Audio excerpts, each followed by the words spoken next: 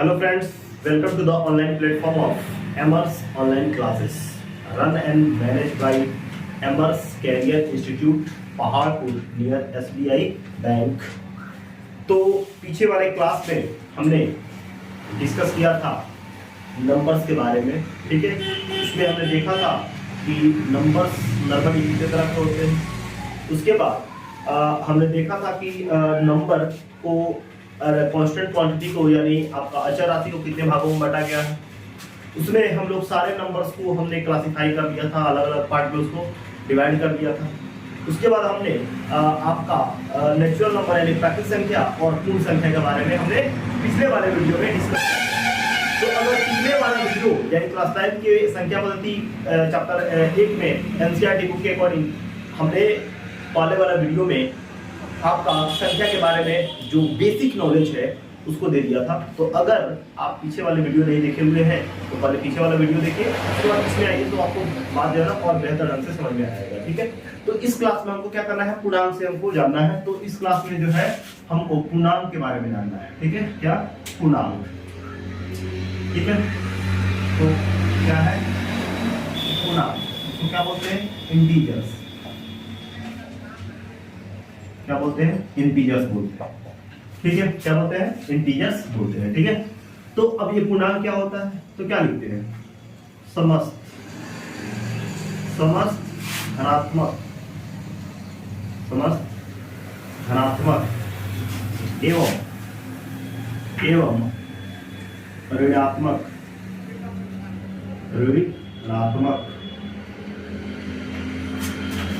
प्रकृति वाली संख्या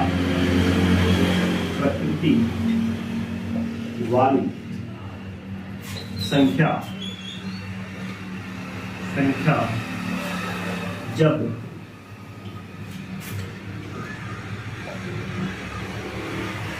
शून्य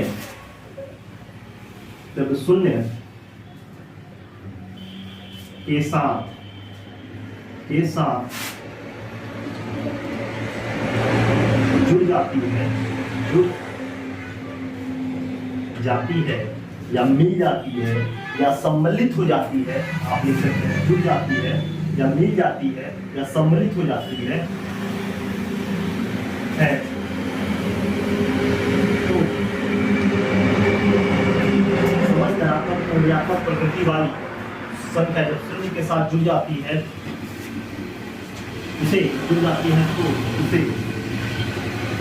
उसे क्या कहते हैं, पूर्णांक। क्या कहते हैं, पूर्णांक कहते हैं, क्या कहते हैं, पूर्णांक, ठीक है।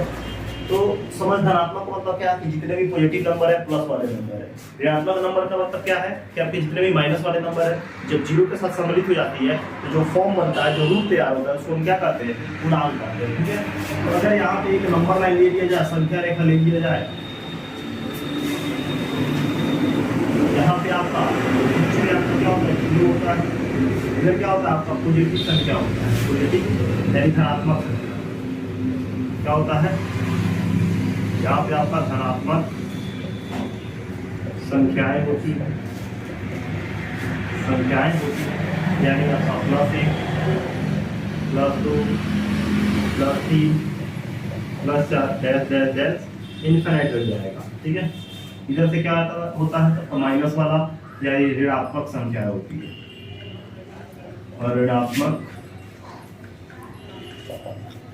संख्याएं होती है, ठीक है।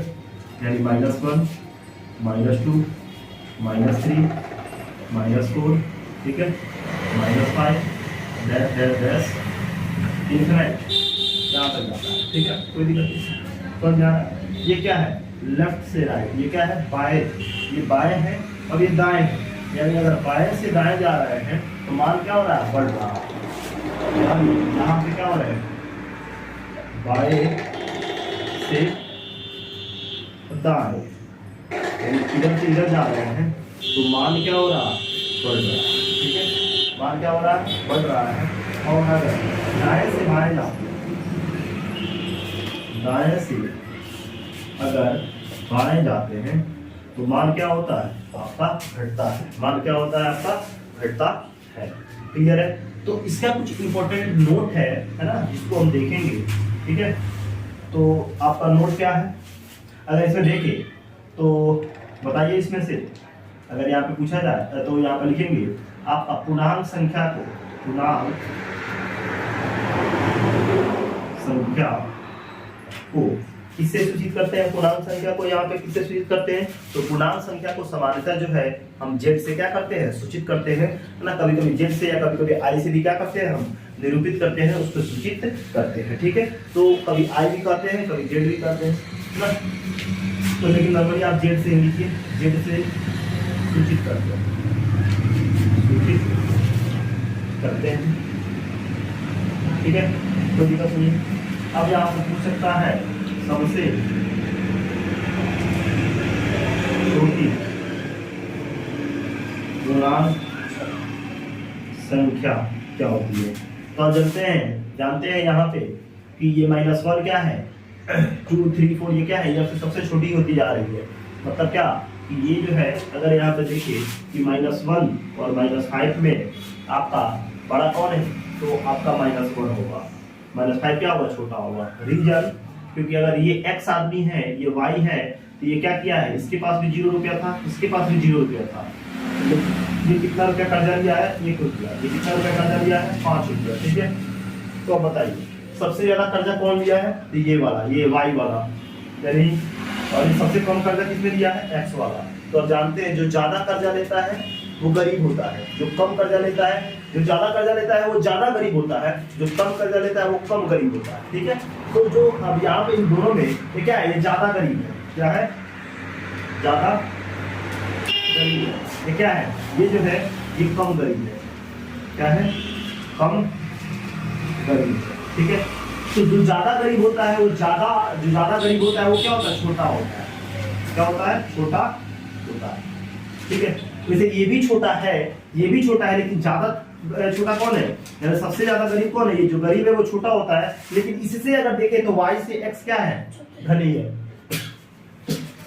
y से क्या है, x धनी है, क्योंकि यहाँ पे बहुत ज्यादा गरीब है, ये कम गरीब है। तो कम गरीब है मतलब क्या, अगर इससे इसको कंपेरिजन कीजिए तो ये धनी हुआ और ये क्या हुआ, गरीब हुआ। यानी आप ध्यान रखिएगा कि अगर कोई भी संख्या x हो या y हो, ठीक है, दोनों अगर माइनस में है, तो जो सबसे छोटा नंबर होता है, जो सबसे छोटा नंबर होता है वही क्या होता है, वही बड़ा होता है, वही क्या होता है, बड़ा होता है।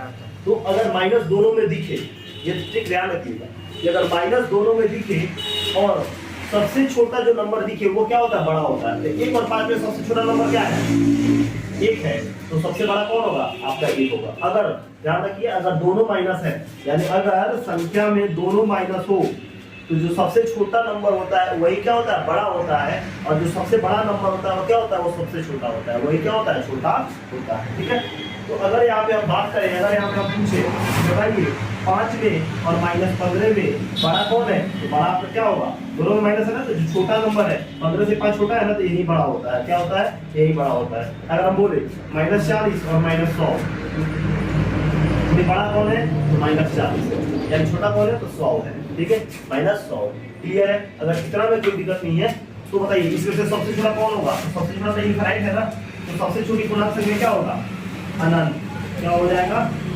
अनंत हो जाएगा, अनंत। और सबसे बड़ी, सबसे बड़ी पूर्णांक संख्या क्या हो जाएगी, ये भी क्या हो जाएगी, अनंत हो जाएगी, अनंत क्या हो जाएगी, अनंत हो जाएगी। क्लियर है, इतना तो कोई दिक्कत नहीं है। तो अगर इतना में कोई दिक्कत नहीं है, ठीक है, तो अब यहाँ पे कुछ इम्पोर्टेंट नोट है जिसको हमको ध्यान में रखना है ना, ये इससे बार बार आपको पूछता है। ठीक है, तो यहाँ पे नोट में हम लिखेंगे, नोट लिखेंगे, सभी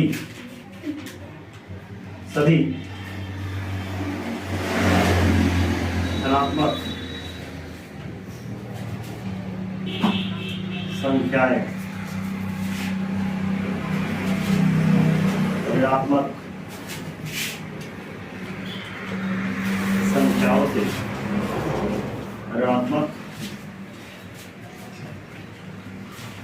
संख्याओं से बड़ी होती है। यानी प्लस वाला संख्या और माइनस वाला संख्या में बड़ा कौन होगा? आपका प्लस बड़ा होगा। ठीक है, कोई दिक्कत नहीं है। ये पहला नोट है। आपका दूसरा नोट क्या है? दूसरा नोट ये है कि क्या है, आपका दाएं से बाएं संख्याओं का मान। दाएं से बाएं क्या है? दाएं क्या बोलते हैं? दाएं से बाएं यानी लिखा जा रहा है दाएं से बाएं। ये हो गया आपका क्या? दाएं हो गया, क्या बोलते हैं? दाएं से बाएं। हाँ ठीक है, दाएं से बाएं। दाएं से अगर बाएं जाते हैं तो संख्याओं का मान क्या होता है? घटता है।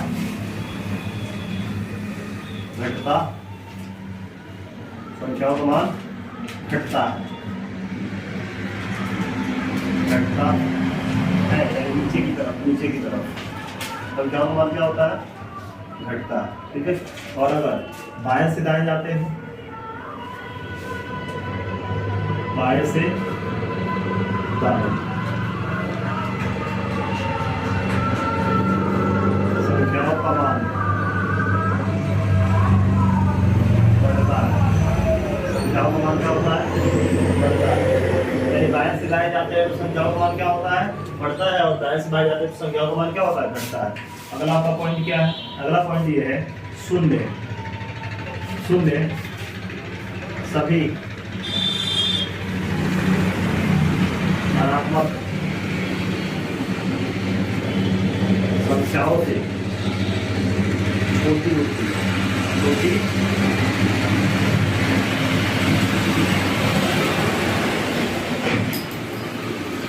है। ठीक है, यानी शून्य जो है प्लस वाले संख्याओं से क्या होती है? छोटी होती है। ठीक है, शून्य सभी ऋणात्मक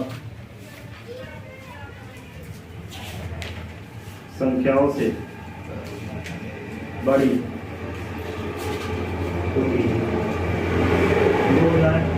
माइनस हो जाए तो बाहर कौन होगा? जीरो। अगला छठा पॉइंट क्या है?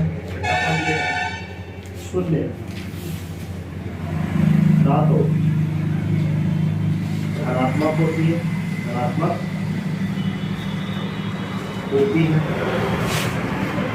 और ना ही ऋणात्मक मतलब जीरो जो है वो ना तो प्लस होती है और ना ही माइनस। ठीक है, तो प्लस होती है और ना ही माइनस होती है। ठीक है, तो यहाँ पे क्या हो गया? यहाँ पे आपका हो गया पूर्णांक के बारे में ये सारे बातें हो गई। तो ये पूर्णांक के बारे में ये सब बातों को आप क्या कीजिएगा? ध्यान रखिएगा। अगर इसमें कहीं से कोई दिक्कत है तो बोलिएगा। अब यहाँ पे इन सबको अगर स्क्रीन लेना है तो आप उसको ले लीजिए, कोई दिक्कत नहीं है। अब यहाँ पे हम जानेंगे क्या? आपका क्या परिमेय संख्या के बारे में। क्या है? परिमेय संख्या के बारे में यहाँ पे जानेंगे कि परिमेय संख्या होता क्या है। ठीक है, कोई दिक्कत नहीं है। तो अब यहाँ पे बात आता है कि परिमेय संख्या होता क्या है। ठीक है, तो परिमेय संख्या वैसी संख्या होती है जिसे हम क्या कर सके, जिसे हम T/3 के फॉर्म में लिख दे यानी बट्टे के फॉर्म में लिख दे। क्या लिख दे? बट्टे के फॉर्म में लिख दे। उसे हम क्या करते हैं? उसे हम करते हैं परिमेय संख्या। उसे क्या करते हैं हम? उसे हम करते हैं परिमेय संख्या। कोई दिक्कत नहीं। इसे क्या कहते हैं हम? परिमेय संख्या बोलते हैं। ठीक है, जहाँ जो क्या हो सकता है? पूर्णांक हो सकता है, यानी आपका प्लस भी हो सकता है और क्या हो सकता है? माइनस भी आपका हो सकता है। कोई दिक्कत नहीं है। तो आपका अगला जो टॉपिक है वो क्या है? परिमेय संख्या। क्या है? परिमेय संख्या। इसको क्या बोलते हैं? रैशनल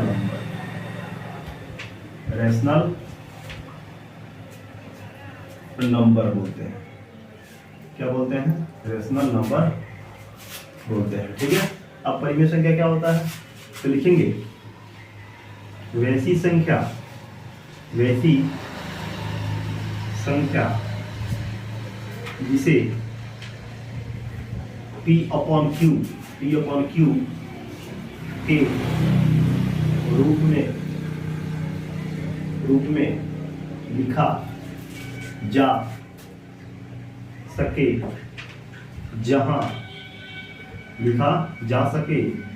जहां P तथा Q क्या हो, पूर्णांक हो एवं Q नॉट इक्वल टू 0 हो, उसे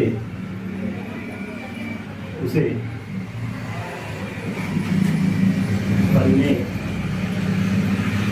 संख्या कहते हैं। तो क्या कहते हैं? परिमेय संख्या कहते हैं। यानी वैसी संख्या जिसे हम क्या कर सके, P अपॉन Q पे क्या लिख सकते, P अपॉन Q के फॉर्म में लिख सके, जहां P और Q क्या हो, पूर्णांक हो, है ना, पूर्णांक हो, और Q नॉट इक्वल टू 0 उसे हम क्या कहते हैं, परिमेय संख्या कहते हैं। ठीक है, तो एग्जांपल की अगर बात करें तो P अपॉन Q का मतलब क्या है?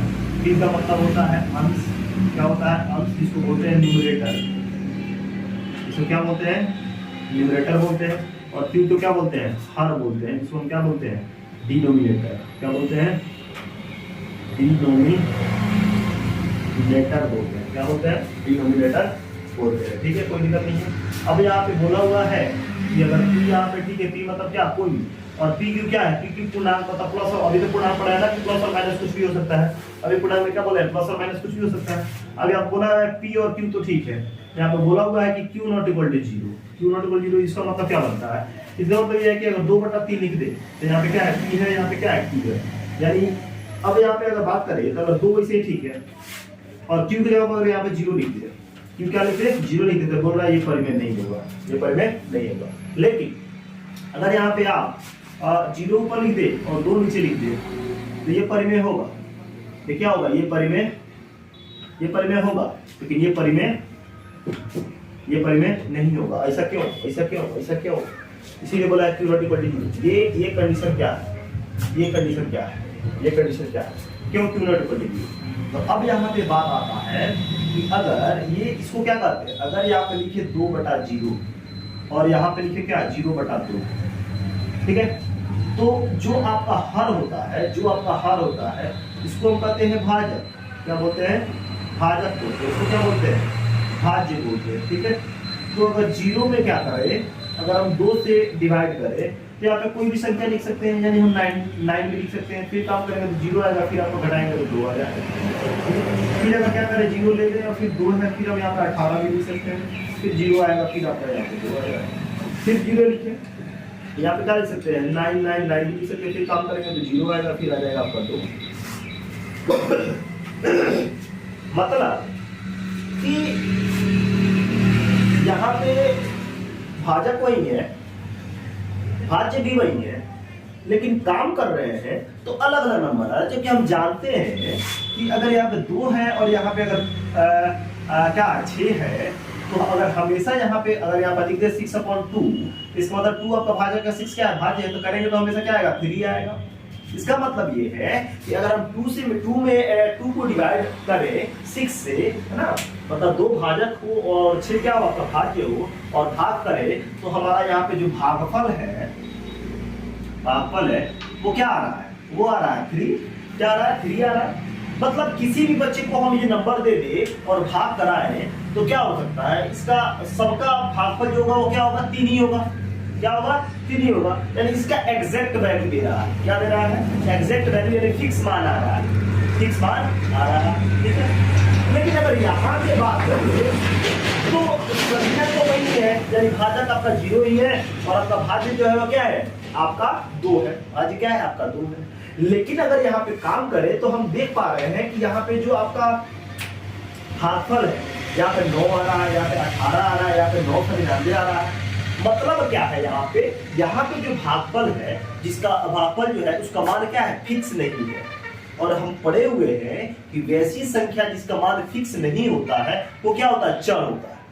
तो यहाँ पे हम जितने भी संख्याओं को पढ़ रहे हैं, हमने बताया है पिछले वाले वीडियो में कि जितने भी संख्याओं को हम पढ़ रहे हैं वो सारे क्या होते हैं, फिक्स वैल्यू वाले हैं, फिक्स मान वाले हैं, यानी अचर राशि।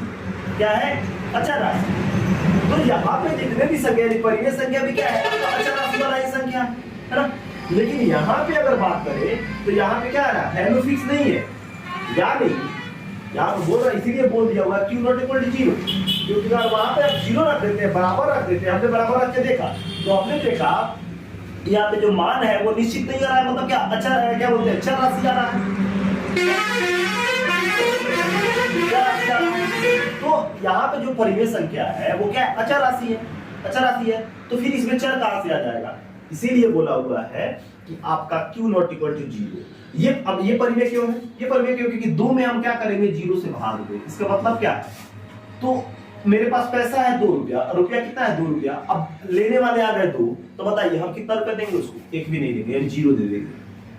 क्या दे देंगे, जीरो दे देंगे। यानी इसका वैल्यू क्या आ रहा है, एग्जैक्ट है, इसका भागफल कितना आ रहा है, जीरो आ रहा है। मतलब ये है क्या, अंश में जीरो लिख सकते हैं और हर में कोई भी नंबर लिख सकते हैं, है ना, जीरो लिख देंगे और अंश में आप कोई भी नंबर लिख सकते हैं, कोई दिक्कत नहीं। लेकिन अगर आप अंश में 2 लिखते हैं और हर में अगर जीरो कर देते हैं, यानी कि हर में अगर जीरो कर देते हैं तो यहाँ पे आपका चर राशि आ जाएगा, यानी यहाँ पे फिक्स वैल्यू नहीं आएगा, यहाँ पे फिक्स वैल्यू आपका नहीं आएगा, यानी क्या हो जाएगा, आपका अलग अलग संख्या आ जा रहे हैं, यहाँ पे अलग अलग भागफल का मान आ जा रहा है, तो इसीलिए वो क्या हो जाएगा, चर हो जाएगा। लेकिन हम यहाँ पे जितने भी संख्याओं को पढ़ रहे हैं सब क्या है, अचर राशि ही है ना, तो यहाँ पे चर कैसे आ जाएगा, ठीक है। इसीलिए बोल दिया हुआ है q not equal to zero. Normally इसको बताया नहीं जाता है q not equal to zero, फिर भी बताना चाहिए कि q not equal to zero क्यों है, ठीक है ना, बात सुना ना, कोई दिक्कत नहीं है, समझ आ रहा है। तो इतना ये सारी बातें हैं आपका यहाँ पे, इसीलिए बोला है q not equal to zero. तो अब यहाँ पे बहुत सारे एग्जांपल हम लिख सकते हैं, इसको हम मिटाते हैं, ये बात तो क्लियर हो गया होगा।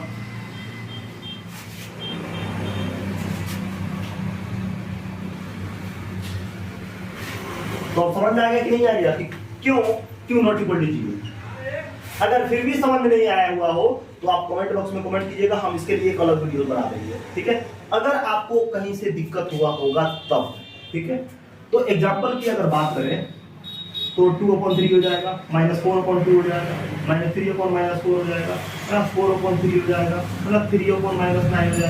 ये सारे क्या है, ये सारे इनफाइनाइट नंबर आ सकते हैं। तो दो भी क्या है, आपका ऋणात्मक संख्या है, यानी प्लस है, आपका -4 क्या है, ऋणात्मक संख्या है, तो देखिए p और q क्या है, पूर्णांक है ना। तो ये सारे क्या हो गए, परिमेय संख्या हो गए। इतना में क्लियर हो गया, कोई दिक्कत नहीं है। तो अगर परिमेय संख्या क्लियर है तो हम आप देखेंगे क्या, आपका अपरिमेय संख्या क्या है, अपरिमेय संख्या। तो अब देखते हैं क्या, अपरिमेय संख्या। तो परिमेय संख्या के बाद अब हमको क्या देखना है, अपरिमेय संख्या के बारे में देखना है। तो चलिए देखते हैं अपरिमेय संख्या क्या होगी, ठीक है। तो अपरिमेय संख्या, अपरिमेय संख्या, इसको क्या बोलते हैं, इरेशनल नंबर, इरेशनल नंबर बोलते हैं, इरेशनल नंबर बोलते हैं, कोई दिक्कत नहीं, क्या बोलते हैं, इरेशनल नंबर। तो अपरिमेय संख्या क्या होता है, तो वैसी संख्या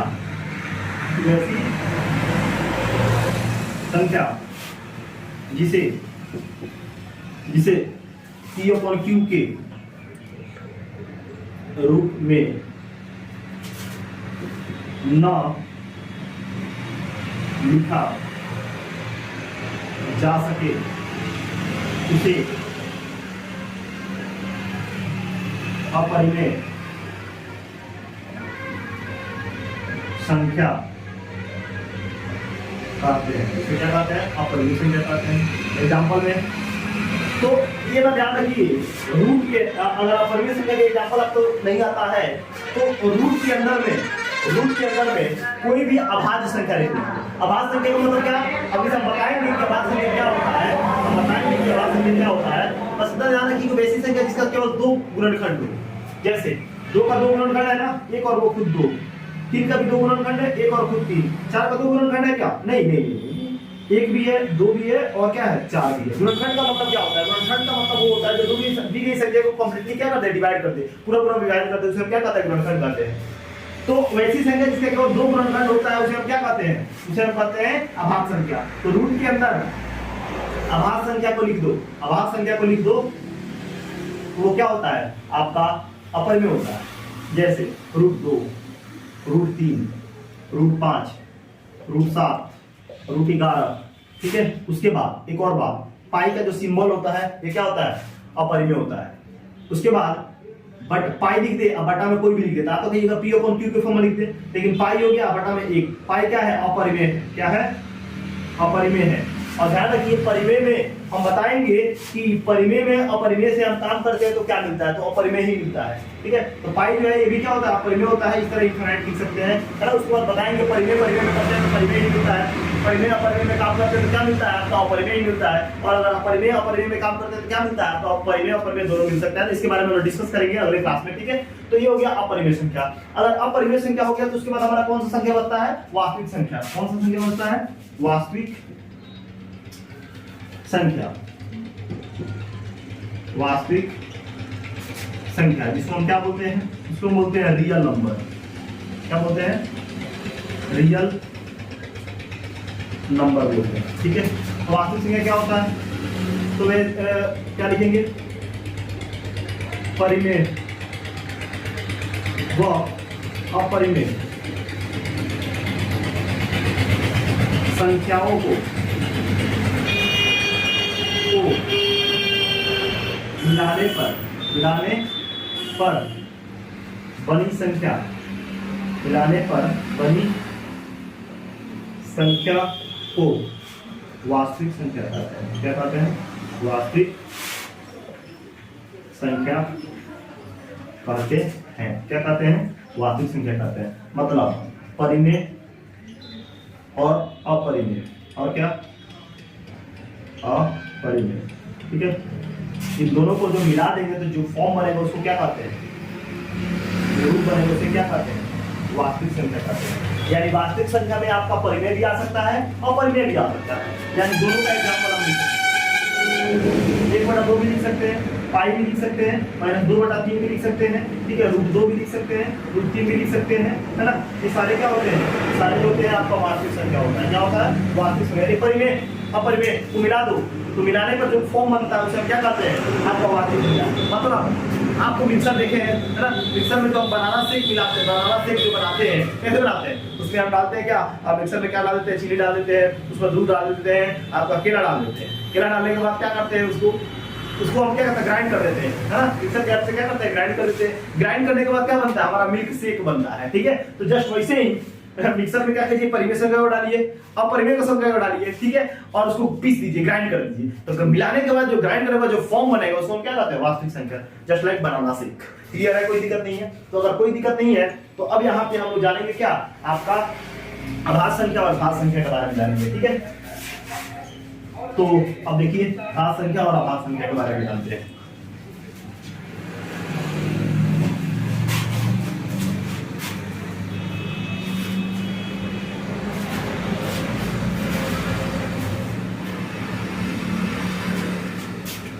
क्या है अभाज्य संख्या।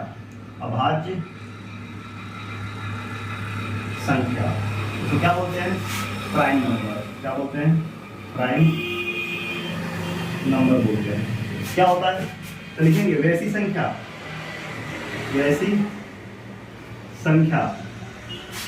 जिसके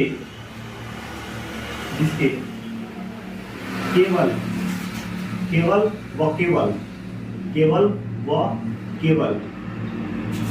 2 गुणनखंड होते हैं। 2 गुणनखंड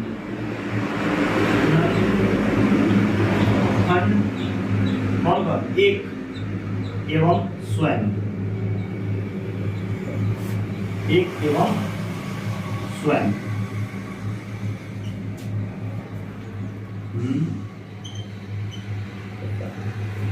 ठीक है, 2 गुणनखंड होते हैं उसे क्या कहते हैं अभाज्य संख्या कहते हैं। क्या कहते हैं अभाज्य संख्या कहते हैं। मतलब क्या वैसी संख्या जिसकी केवल 2 गुणनखंड होते हैं, ठीक है। एग्जांपल में अगर देखें तो एक का केवल एक गुणनखंड है तो एक तो अभाज्य नहीं हो सकता, 2 अभाज्य होगा। क्यों? क्योंकि 2 का 2 गुणनखंड है, एक और वो खुद। देखिए एक है और वो खुद है, है ना। कोई भी संख्या खुद का एक खुद गुणनखंड होता है। गुणनखंड का मतलब क्या होता है? गुणनखंड वैसी संख्या होती है जो दी गई संख्या को कंप्लीटली क्या करते, भाग देते, पूरी तरह से पूर्णतः डिवाइड कर दे, भाग कर दे, यानी शेषफल शून्य प्राप्त हो जाए।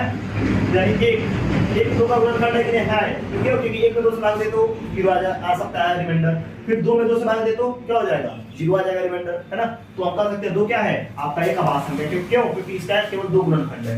2 हो जाएगा, 3 हो जाएगा, 3 का भी 2 होगा, 4 होगा ना, 4 को क्या हो जाएगा, 1 2 और 3, 2 से अधिक गुणनखंड हो जाएगा, तो ये अभाज्य नहीं होगा। ठीक है, आपका 5 हो सकता है, 7 हो सकता नहीं है, 7 होगा, इसका 9 नहीं होगा, 11 हो जाएगा, 13 हो जाएगा, 17 हो जाएगा, 19 हो जाएगा, है ना, 23 हो जाएगा, आपका 29 हो जाएगा, 31 हो जाएगा, ऐसे बहुत सारा इनफाइनाइट हो जाएगा। ठीक है, तो यहाँ आपको पूछ सकता है कि सबसे छोटी अभाज्य संख्या, सबसे छोटी अभाज्य संख्या क्या होती है, तो आपका 2। ठीक है, सबसे बड़ी अभाज्य संख्या, सबसे बड़ी अभाज्य संख्या, अभाज्य संख्या क्या हो जाएगी, तो अनंत। अगर संख्या अनंत है तो अभाज्य संख्या क्या होगी, अनंत हो जाएगी। बड़ी अभाज्य संख्या क्या हो जाएगी, अनंत हो जाएगी। तो ये हो गया अभाज्य संख्या, क्या हो गया, अभाज्य संख्या। अब बात पता है किसका, भाज्य संख्या का। अगर इतना में समझ में आ गया तो अब देखेंगे क्या यहाँ पर भाज्य संख्या की, भाज्य संख्या क्या होती है।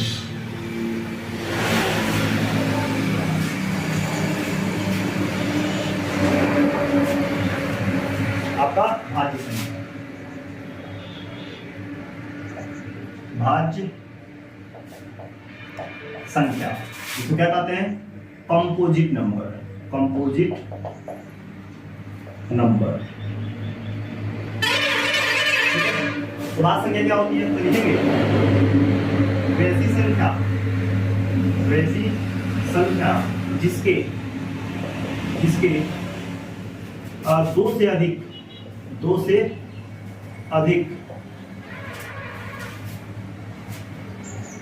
जिसके दो से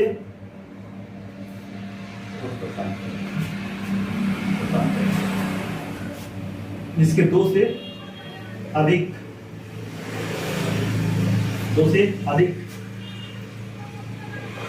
गुणनखंड, वैसी संख्या जिसके 2 से अधिक गुणनखंड होते हैं,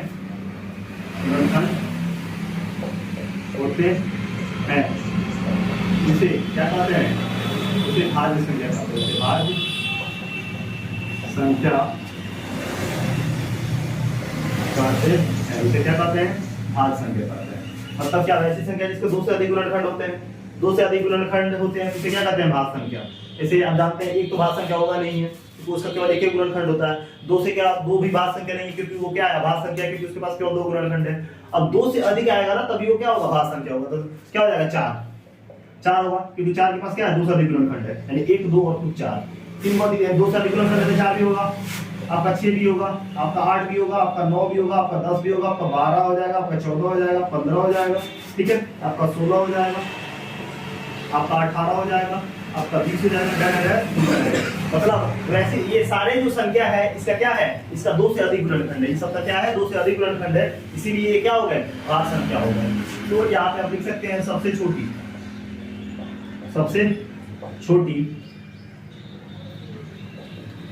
भाज्य संख्या क्या होगी, तो 4। सबसे छोटी भाज्य संख्या क्या हो जाएगी, 4 हो जाएगी। और सबसे बड़ी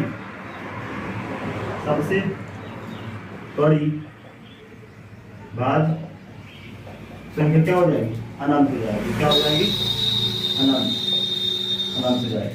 अब यहाँ पे अगर भाज्य संख्या समझ में आ गया, भाज्य संख्या क्या होती है, तो जिसके 2 से अधिक गुणनखंड होते हैं उसे क्या कहते हैं, भाज्य संख्या कहते हैं। तो अगर भाज्य संख्या समझ में आ गया तो अब क्या करना है, अब आपको 2 से विभाज्यता के आधार पर आपको क्या करना है, संख्या को देखना है कि 2 से विभाज्यता के आधार पर संख्या जो होती है 2 तरह की होती है। क्या होती है, एक सम संख्या और एक क्या, विषम संख्या। ठीक है, तो बहुत ही अब कम संख्या बचा, मात्र 2 से 3 संख्या बचा हुआ है, उसको कर लेंगे। हमारा जो संख्या पद्धति है, जितने भी संख्या से आपको क्वेश्चन पूछे हैं वो सारे यहाँ पे क्लियर हो जाएंगे। अब क्या है आपका, अब आपका जो है वो क्या है, सम संख्या।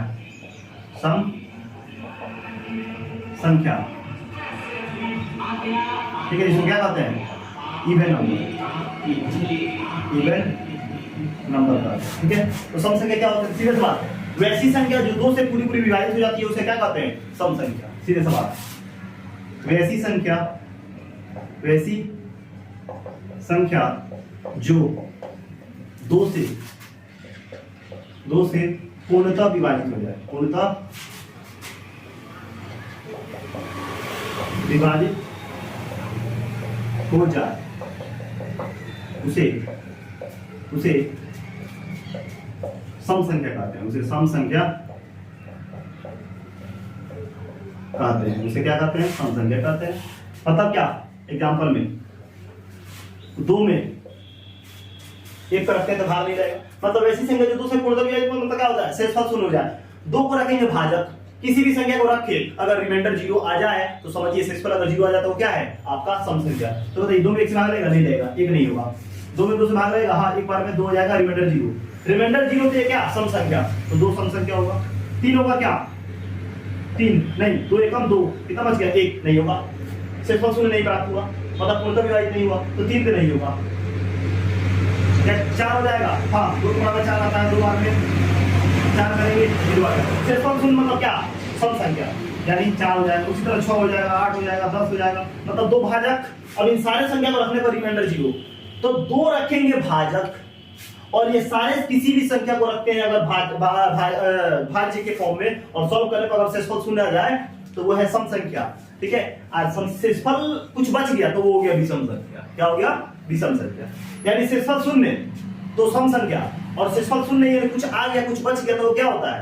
आपका विषम संख्या। ठीक है, तो यहाँ पे 10 हो जाएगा, 12 हो जाएगा, 14 हो जाएगा, है ना, 16 हो जाएगा, या एक और लिख सकते हैं, वैसी संख्या जो दो की गुणज हो, यानी वैसी संख्या जो दो के पहाड़े में आती है, वैसी संख्या क्या? जो दो की गुणज यानी दो के पहाड़ा में है, उसे हम क्या कहते हैं? दो के टेबल में होता है तो उसे हम क्या कहते हैं? उसे हम कहते हैं आपका क्या? आपका सम संख्या कहते हैं। क्या कहते हैं? सम संख्या। तो यहाँ पे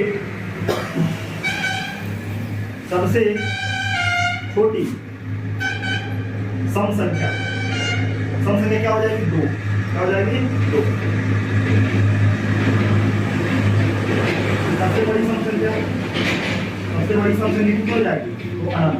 क्या हो जाएगी? अनंत, यानी इनफाइनाइट हो जाएगी। ये हो गया क्या? सम संख्या। क्या हो गया? सम संख्या। ठीक है, बात समझ आया? अब यहीं पे हम विषम संख्या लिख सकते हैं। ठीक है, इसको मिलाते हैं यहीं पे।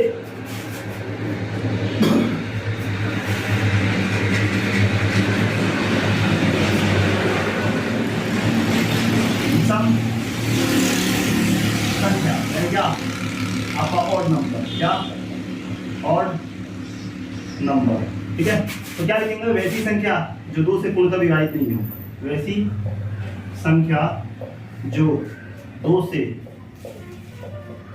पूर्णतः विभाजित ना हो, उसे विषम संख्या कहते हैं। ठीक है, एग्जाम्पल में जो दो से पूर्णतः विभाजित ना हो, यानी दो लिखिए, और यहाँ पे मतलब क्या? शेषफल शून्य ना है। ठीक है, तो इसमें एक भाग रहेगा? नहीं रहेगा, यानी एक आपका क्या हो जाएगा? एक हो जाएगा आपका विषम संख्या, 3 भी हो जाएगा, 5 भी हो जाएगा, 7, 9, 11, 13, मतलब दो रखिए, इस संख्या को रखिए, भाग रहेगा? नहीं रहेगा। ठीक है, तो आपका एक भी क्या हो गया? मतलब वो संख्या जो दो का टेबल में नहीं आता हो उसे हम क्या कहते हैं? विषम संख्या। तो दो के पढ़ा में नहीं आता वो क्या होता है? विषम संख्या। आज दो के पढ़ा में आता है वो क्या होता है? सम संख्या। सीधे से बात है। तो दो के पढ़ा में एक आता है क्या? नहीं आता है। दो के पढ़ा में 3 आता है क्या? नहीं आता है। दो के पढ़ा में 5 आता है, 7 आता है, 9 आता है, 11 आता है, 13 आता है, नहीं आता है। नहीं आता तो क्या हो गया? विषम संख्या हो गया। क्या हो गया? विषम संख्या। तो इनफाइनाइट हो गया। ठीक है, सबसे छोटी विषम संख्या क्या हो जाएगी? आपका एक। सबसे बड़ी विषम संख्या क्या हो जाएगी? तो अनंत हो जाएगी। क्या हो जाएगी? अनंत हो जाएगी। तो विषम संख्या क्या है? तो वैसी संख्या जो दो से पूर्णतः विभाजित ना हो उसे हम क्या कहते हैं? विषम संख्या कहते हैं। यानी वैसी या वैसी ऐसा नहीं, एक एग्जांपल क्या बोल सकते हैं, डेफिनेशन और दे सकते हैं। वैसी संख्या जो दो की गुणज में ना हो, मतलब दो के पहाड़े में जो संख्या ना होती है, दो के पहाड़ा पर उसमें जो जो संख्या नहीं है, यानी एक से अगर देखे तो वैसी संख्या जो 2 के गुणन में ना आए उसे हम क्या कहते हैं? उसे हम कहते हैं क्या? आपका विषम संख्या कहते हैं। क्या कहते हैं? विषम संख्या। और जो 2 के पाड़ा में आता है वो क्या होता है? सम संख्या हो गया। तो इस तरह से हमारा यहाँ पे संख्या, अब एक लास्ट संख्या बचा है जिसको हम क्या कहते हैं? सभाज्य संख्या। क्या कहते हैं? सभाज्य संख्या। वैसे आपके सिलेबस में नहीं है, फिर ये बता दे रहा है कि 10th में इसका जरूरत होगा। सभाज्य संख्या की आवश्यकता होगी। सभाज्य संख्या, इसको कहते हैं क्या? को प्राइम नंबर। को प्राइम नंबर। तो सभाज्य संख्या क्या है? वैसी दो संख्या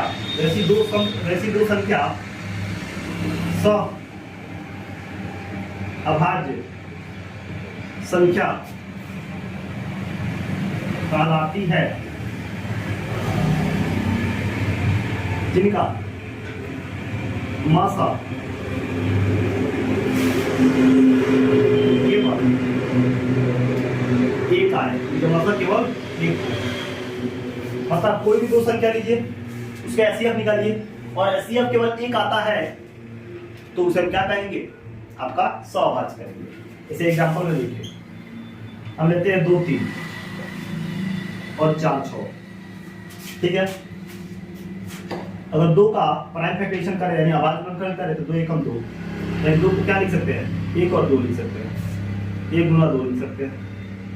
अगर 3 का करें तो 3 एकम 3, यानी 3 को क्या लिख सकते हैं? 1 गुना 3 लिख सकते हैं, कोई दिक्कत नहीं है। तो अब देखिए इसमें कॉमन क्या आया? वनिष्ठ क्या है? 1। तो एचसीएफ कितना आ गया? 1। तो देखिए क्या बोला गया है कि अगर एचसीएफ केवल 1 आए तो क्या है? सभाज्य, यानी 2 और 3 क्या हो गया? अभाज्य संख्या। क्या हो गया? सभाज्य संख्या। अब ये 4 6 निकाल के देखिए, 4 का फैक्टराइज कीजिए, 2 2 2 1, यानी हम 4 का क्या लिख सकते हैं? लिख सकते हैं यहाँ पे क्या? 1 गुना 2 गुना 2, और 6 का निकालेंगे तो क्या होगा? 2 3 3 1, यानी 6 का क्या लिख सकते हैं? 2 गुना 3 गुना 1। कोई दिक्कत नहीं है, समझ में आया? तो बताइए इसमें कॉमन क्या आ रहा है? आपका एक तो 2 आ रहा है और एक क्या आ रहा है? 1 आ रहा है। मतलब क्या एचसीएफ कितना होगा? जब लिखेंगे 2 गुना 1, यानी क्या आएगा? 2। यानी क्या पड़ेगा? वैसी 2 संख्या जिसका एचसीएफ केवल क्या होता है? 1 होता है, उसे हम क्या कहते हैं? सभाज्य संख्या कहते हैं। ठीक है, लेकिन यहाँ पे एचसीएफ क्या आ गया? 2 आ गया, तो ये सभाज्य संख्या नहीं है, लिखेंगे या सभाज्य संख्या नहीं, क्या है? सभाज्य संख्या। मतलब कोई भी 2 संख्या लिखी, उनके एचसीएफ निकालिए। एचसीएफ निकालना आता है, बहुत सारे छोटे क्लास में एचसीएफ निकालना सीखते हैं। वैसे आप क्लास 10th में जाइएगा तो वहाँ पे आपका एक चैप्टर जब पढ़िएगा वास्तविक संख्या, तो वहाँ पे सभाज्य संख्या के बारे में हमको डिस्कस करना है। क्या बोलते हैं, आपको एचसीएफ एलसीएम के बारे में जाना है, डिस्कस करना है काफी।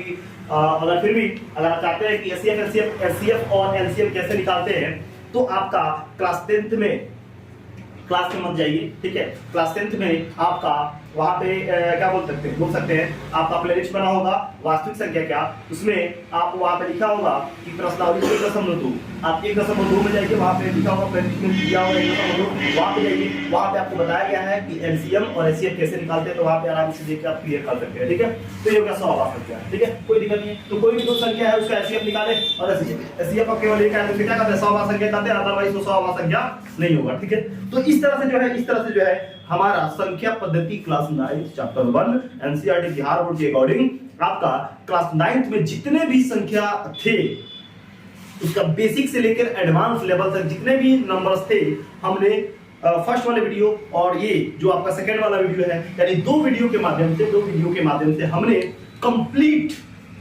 संख्या पद्धति को हमने खत्म कर दिया।